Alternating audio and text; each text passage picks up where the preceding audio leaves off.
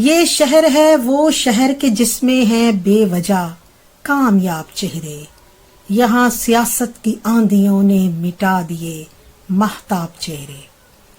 آج وطن عزیز کا سیاسی و ملکی نظام سوالیہ نشان بن چکا ہے۔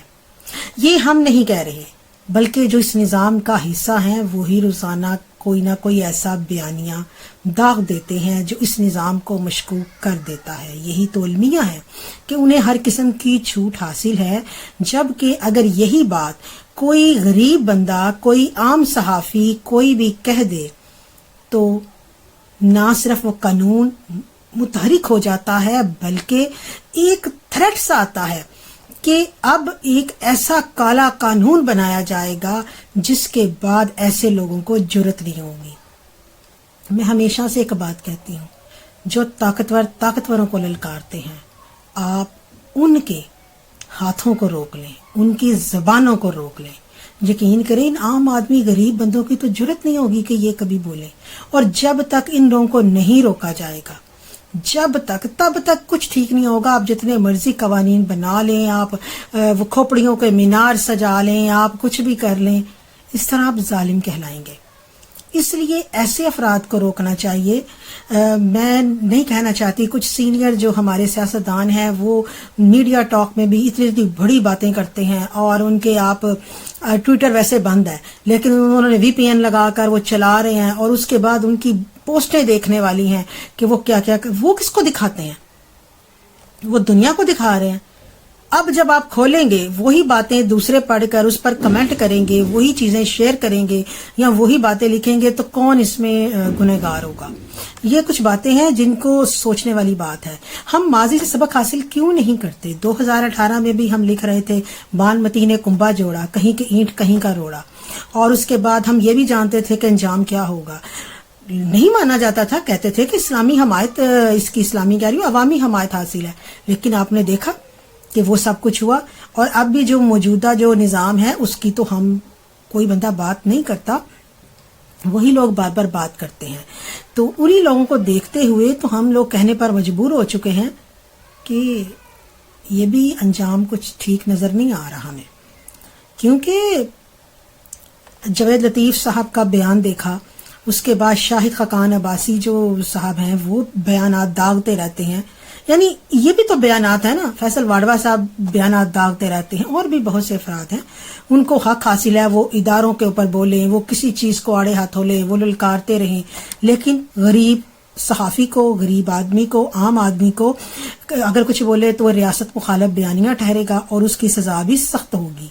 یہ بلکہ اس کے اوپر ایک ایسا قانون بنایا جائے گا کہ اگر وہ زنجیر عدل ہلائے تو اس کے نیچے آ کر دب کر ہلاک ہو جائے۔ اور یہ اس کا ستم یہی ہے کہ کوئی یہ نہیں سوچتا کہ قومیں بموں سے نہیں، نا انصافی سے تباہ و برباد ہوتی ہیں۔ اور یہاں یہی مسئلہ ہے کہ طاقتور کو چھوٹ ہے اور غریب کو یوں گھسیٹتے ہوئے لے جاتے ہیں، پورے اس کے گھرانے کو لے جاتے ہیں۔ جب تک قانون و انصاف کی بلا تفریق فراہمی نہیں ہوگی اور یہ جو ہے ایسے لوگوں کو سزا نہیں ملے گی، تب تک میرے ملک میں کچھ بھی ٹھیک نہیں ہو سکتا۔ اوپر سے شعبدہ آوازیاں یوں دکھاتے ہیں کہ جیسے ان کے جو ہے نا دلوں میں بستے ہیں، جیسے یہ دلوں کے لیڈر ہیں۔ اور مجھے وہ یاد آتا ہے کہ ایک بادشاہ نے کسی مصور سے کہا کہ مجھے نا دل کے دروازے کی تصویر بنا کر دو۔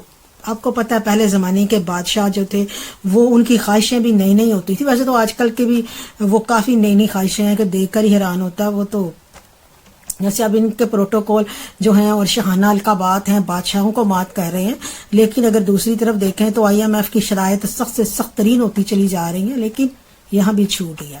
اچھا، تو وہ بادشاہ نے کیا کہا؟ بادشاہ نے کہا کہ مجھے نا دل کے دروازے کی تصویر بنا کر دو۔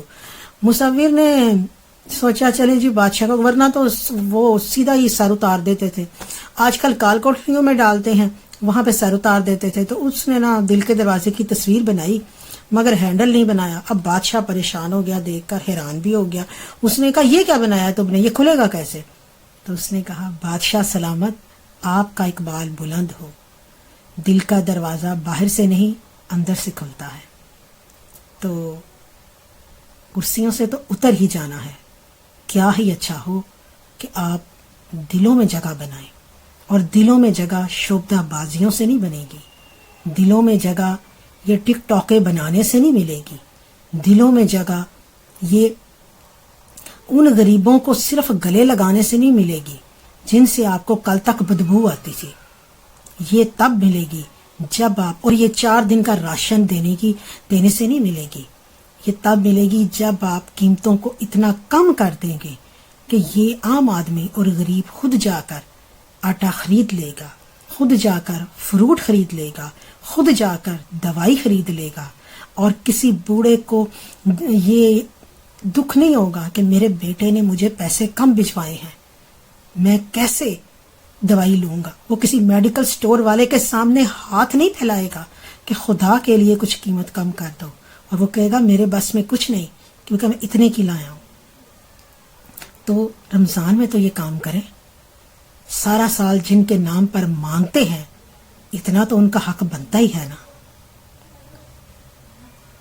ورنہ تو آپ جانتے ہیں کئی آئے کئی گئے.